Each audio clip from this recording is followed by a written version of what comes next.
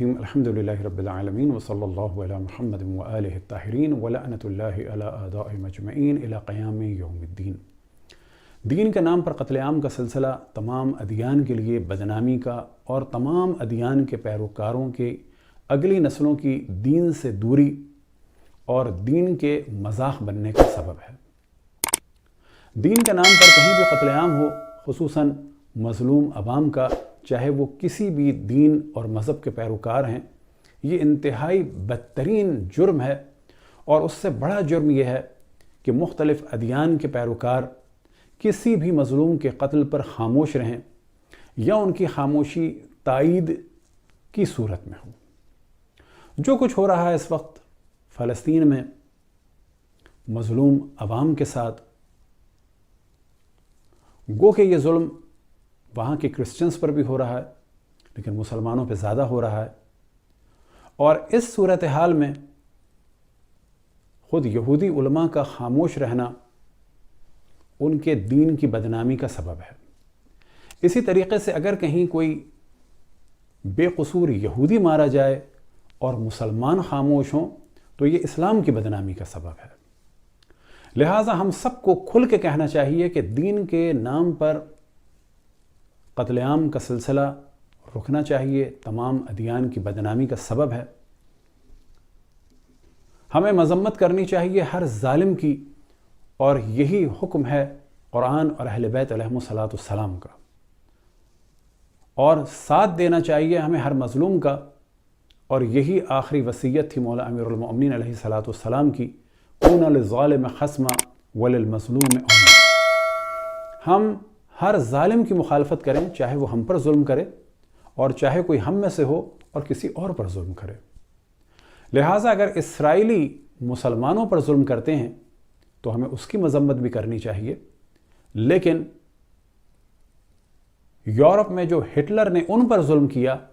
ہمیں اس کی بھی تائید نہیں کرنی چاہیے، جو بعض دفعہ سوشل میڈیا میں دیکھنے میں آتی ہے، کیونکہ رسول اللہ صلی اللہ علیہ وسلم اور ائمہ علیہم السلام کبھی بھی ہٹلر کی تائید نہ کرتے۔ بس ہم ہٹلر کے ظلم کی بھی مخالفت کریں، اور آج کوئی بھی حکومت، کیونکہ بلا شک ان گیمز کے پیچھے یورپ اور امریکہ کی بہت ساری حکومتوں کا ہاتھ ہے، بس جو کچھ فلسطین میں ہو رہا ہے وہ نہ فقط اسلام کے لیے بلکہ دیگر ادیان کے لیے بھی خطرناک ہے۔ الحمدللہ اہل بیت علیہم السلام کے چاہنے والے، چاہے آیت اللہ موسیٰ صدر ہوں، انقلاب سے پہلے سے فلسطینیوں کی حمایت کر رہے ہیں، اور دیگر ہمارے مراجع اعظام، اور انقلاب کے بعد امام خمینی نے مدد کی فلسطینیوں کی، اور خصوصاً یوم القدس کا اعلان کیا، اور اسی طرح سے آج بھی ایران کے تمام علماء کرام اور مراجع اعظام اہل فلسطین کی حمایت کر رہے ہیں، یہ جاننے کے باوجود کہ وہ اہل سنت ہیں، کیونکہ ہم ہر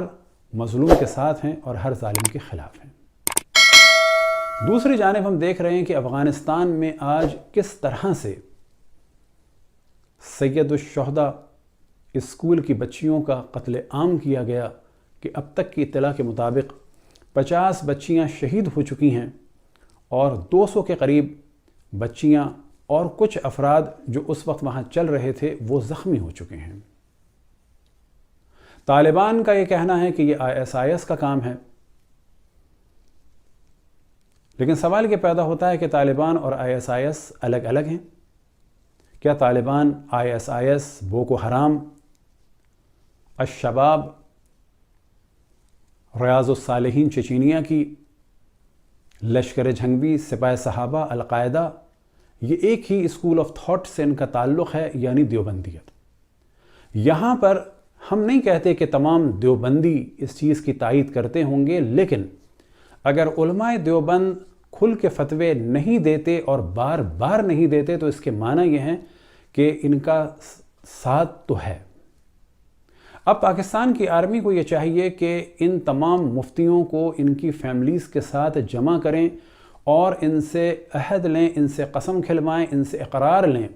کہ اگر ہم نے کسی بھی دہشت گردی کسی بھی دین و مذہب کے خلاف کی اور اس کا ساتھ دیا اور اس کی تائید کی، اور اگر معلوم ہونے کے بعد خاموش رہے اور کسی بھی طرح سے اس کو سپورٹ کیا، چاہے لکھ کر، چاہے بول کر، چاہے SMS سے، چاہے اشارے سے، چاہے کسی بھی طریقے سے، تو ہماری بیویوں کو 3 طلاقیں ہو جائیں گی۔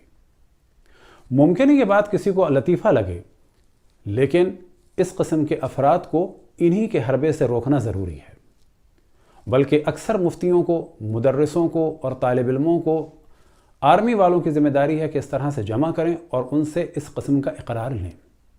اب یہاں پر لازم ہے خصوصاً دیوبندی علماء پر، علی الخصوص جو اپنے آپ کو مفتی اعظم پاکستان بھی کہلوانا پسند کرتے ہیں، کہ وہ کھل کے کہیں، کھل کے فتویٰ دیں، اور جب جب ضرورت ہو، جب جب کوئی حادثہ ہو تو کھل کے فتویٰ دیں کہ اس قسم کا قتل عام کسی بھی دین و مذہب کے ساتھ حرام ہے۔ اگر وہ خاموش ہیں تو اس کے معنی یہ ہے کہ وہ اس کے ساتھ ہیں۔ دعا ہے کہ خداوند تبارک و تعالی تمام ادیان اور مذاہب کے پیروکاروں کو یہ سمجھنے کی توفیق عطا فرمائے کہ دین کے نام پر شدت تمام ادیان کے خلاف ہے۔